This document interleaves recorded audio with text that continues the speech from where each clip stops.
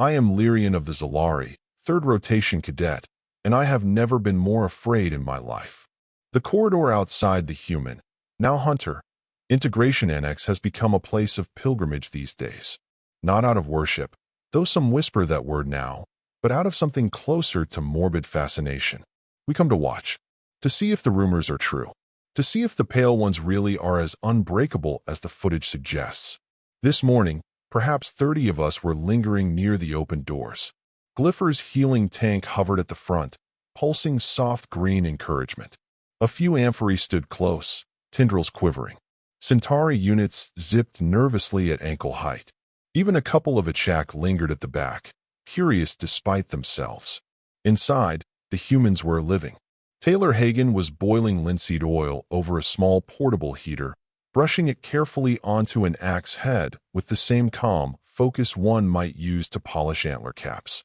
2 of the new males, Calder and Magnus, were sparring with bare fists in the open space near the garden beds. Every punch landed with a meaty thump that made my antlers ache just hearing it. Neither flinched. Neither bled. They laughed between exchanges, as if the impacts were nothing more than friendly taps. A young Froth cadet beside me was trying to bake cookies on a scavenged heating plate. Chocolate chip, she said, human style.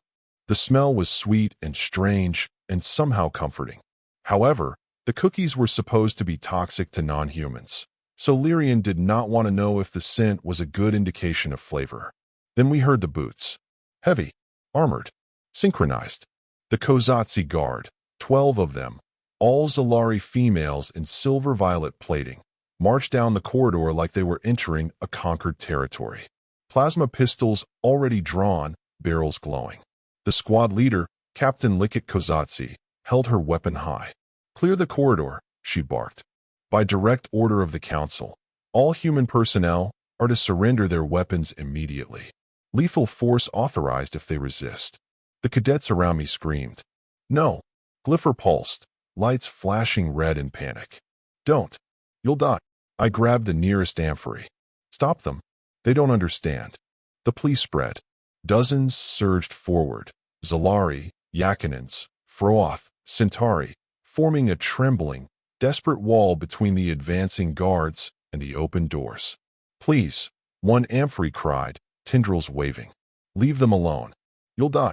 Captain Liket shoved past the first row without slowing. "Stand aside or be removed." The doors were open. The humans had heard everything. Eric Nordstrom appeared first, calm, unhurried, hands visible. "What's this about?" he asked, voice even. Captain Liket leveled her pistol at his chest. "Humans carry prohibited weapons. Surrender them now. All of them. Or we will take them." Eric looked down at the pistol, then back at her face. He laughed once, short, genuine. "Ma'am," he said, "you're making a mistake. Weapons are part of our culture. Our religion, almost. Taking them by force." He shook his head slowly. "That's a sure way to get dead. Very dead." Liket's eyes narrowed. She fired. The plasma bolt struck him square in the center of the chest, right over the heart. A blinding flash. The smell of burned flesh and ozone. We screamed. The cadets around me collapsed, some fainting, some retching. Glypher's tank rocked backward. My antlers clattered against the wall as I flinched. But Eric didn't fall. He staggered half a step, more from the sudden impact than from pain. A small, neat hole the size of a thumbnail smoked in the center of his shirt, right over the heart. The edges were charred black, the fabric still smoldering. Blood welled up immediately, bright red against pale skin, then slowed to a steady trickle. No gushing artery. No through-in through-exit wound. Just a clean, cauterized entry that looked almost surgical. He looked down at the hole, then up at Captain Liket. "Ow," he said. A drop of his blood fell from the wound and landed on the outstretched tendril of the nearest amphory cadet who had been part of the desperate warning line. The cadet, already trembling, yelped as though touched by acid. The drop hissed and sizzled on contact, raising a tiny blister almost instantly. Iron-rich human blood, corrosive to moisture-based amphibious physiology. The amphory recoiled, cradling the burned tendril, eyes wide with fresh terror. Eric noticed. "Sorry," he muttered, genuine. Didn't mean to splash you. The captain stared at the smoking hole in his chest. Her pistol barrel was still glowing. She blinked once, slow, disbelieving. Eric reached to the weight rack beside the door, picked up a 100-pound dumbbell like it was a child's toy, and lobbed it in a single smooth motion. The dumbbell crossed the distance in a heartbeat. It punched straight through Captain Lickett Kozatsy's head. Armor, bone, brain, gone in a wet explosion of silver and red. Her body dropped like a discarded puppet, silver-violet plating clattering on the deck. The remaining 11 Kozatsy guard froze, pistols raised, barrels glowing.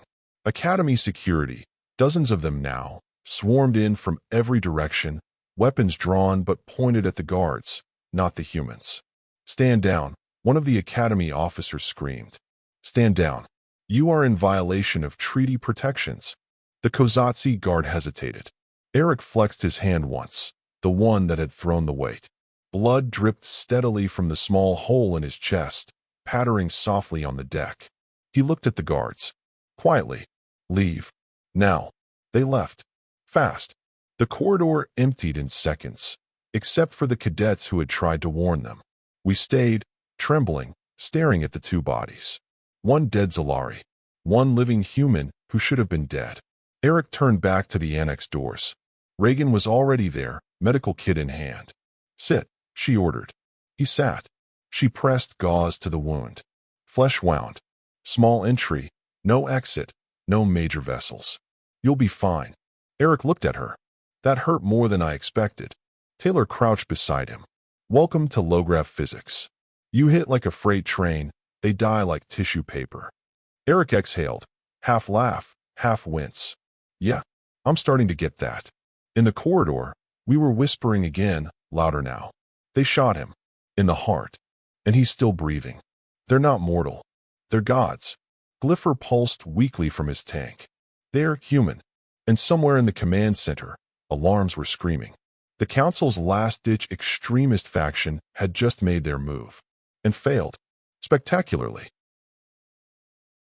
Many thanks to channel member Caleb Fast for making this video possible. And thank you to all my other channel members and Pathfinders as well. You all keep this channel going. If you'd like to become a member, please be sure to do so and gain access to some awesome exclusive perks. Everyone else, thank you for listening to this story, and I do hope that you enjoyed it. Please be sure to subscribe and hit that bell icon to see more videos like this, and be sure to leave this video a like, too.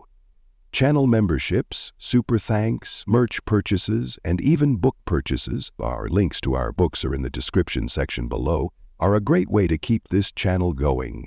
And they help us afford to make better videos too. Partner with us as we grow into one of the best sci-fi channels on YouTube and beyond. With all of that said, thank you again for listening to this story, and I hope to see you again. Thank you for your time, and be sure to check out the story and playlist on the left side of your screen now. I'll see you in the next one.